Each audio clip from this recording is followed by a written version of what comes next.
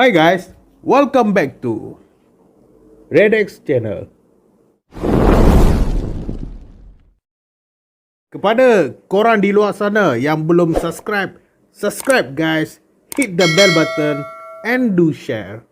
Kepercayaan terhadap unsur-unsur mistik masih lagi diamalkan sehingga kini.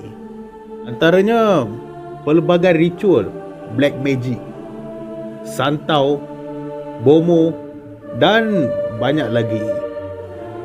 Benda ni bukan saja berlaku di negara-negara Asia tetapi di serata dunia. Aspek yang paling penting dalam unsur-unsur mistik ni adalah kepercayaan. Tapi tahap kepercayaan berbeza mengikut setiap individu. Okay guys, kali ini kita akan sama-sama explore ulik mayang. Apa itu ulik mayang? Ulik mayang merupakan salah satu dari tarian tradisional yang berasal dari Terengganu, Malaysia.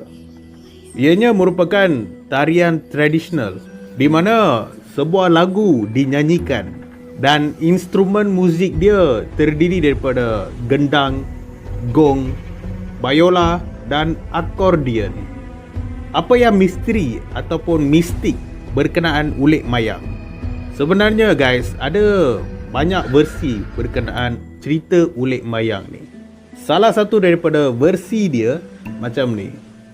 Ada satu hari tu, sekumpulan nelayan pergi ke tengah laut. Tiba-tiba kapal diorang pecah. Kesemua daripada mereka hanyut dan terdampar di tepi pantai. Kemudian seorang demi seorang mula tersedar dari pengsan. Tapi hanya seorang je tak buka mata. Dan nelayan-nelayan lain cuba kejutkan lelaki yang masih pengsan ni. Tapi dia masih bernyawa, cuma dalam keadaan pengsan. Bingung dengan apa yang berlaku kan. Nelayan-nelayan dekat situ panggil bomo untuk datang cek lelaki yang masih pengsan ni. Akhirnya, diorang dapat tahu bahawa roh lelaki tersebut telah masuk ke alam bunian. Dan cerita dia, salah seorang daripada puteri bunian, dia dah suka dengan lelaki tu. Dan puteri bunian tu memang tak nak lepaskan roh lelaki tersebut. Kemudian pertarungan mula berlaku antara bomo dengan puteri bunian. Okey, bomo ni memang terlampau handal sampai puteri bunian tu tak dapat nak melawan dia lagi. Dia terpaksa panggil dua lagi kakak dia.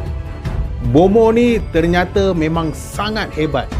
Sampai ketiga-tiga puteri bunian tu tak dapat nak berlawan dengan bomo ni. Dan mereka terpaksa panggil dua lagi kakak dia orang. So, pertarungan masih berjalan dengan sangat hebat. Dan puteri keenam muncul. Pertarungan ini memang sangat sengit sehingga kan laut bergelora, ribut, dan keenam-enam puteri bunian tu pun tak dapat nak handle bomo ni. Dan akhirnya puteri bunian yang ketujuh muncul. Puteri bunian tujuh merupakan puteri sulung yang cantik dan bijaksana. Dan kali ini bomo tu tak bertarung, tapi dia buat satu rayuan kepada puteri tujuh supaya membebaskan roh lelaki tersebut. Disebabkan puteri tujuh ni merupakan puteri sulung, maka kesemua adik-beradik dia ni kena terima apa jua keputusan puteri tujuh. Dan puteri ketujuh telah buat satu keputusan di mana dia telah arahkan kesemua adik-beradik dia tu pulang ke tempat asal. So, ayat dia macam ni. Aku tahu asal usulmu. Yang laut, pulang ke laut. Yang darat, pulang ke darat. Akhirnya, roh lelaki yang terperangkap dalam dunia bunian tu telah dibebaskan. Dan sebagai tanda terima kasih, bomo tersebut telah menyediakan hidangan pulut kuning. Dan benda ni ada disebut dalam lagu ulik mayang. Kalau kita tengok dalam lirik lagu Ulik Mayang ni, ada perkataan nasi berwarna yang merujuk kepada nasi kuning. Selepas daripada peristiwa tersebut, setiap kali kalau nelayan nak pergi ke tengah laut, penduduk kampung dekat situ akan membuat persembahan ulit mayang pada masa malam yang disertakan dengan hidangan pulut kuning.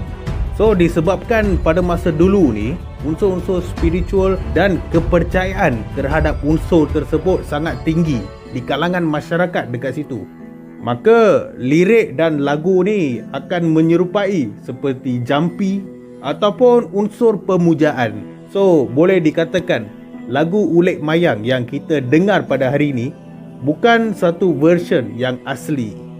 Kenapa aku cakap ianya bukan version yang asli?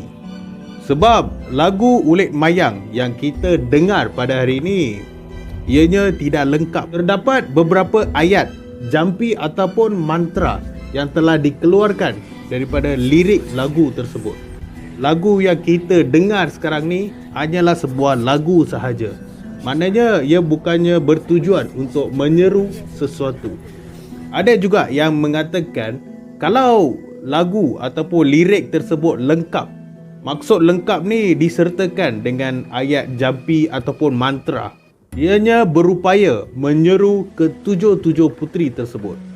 Dalam lagu Ulit Mayang ni, kalau korang perhati dekat lirik dia, nama puteri 1, 3 dan 5 tak dimention langsung. Kenapa? Sebab kemungkinan besar apabila kesemua nama puteri tu lengkap dalam lirik lagu tu, automatik lagu ini akan hidup. Aku ada terbaca satu cerita yang agak seram berkenaan seorang budak sekolah ni.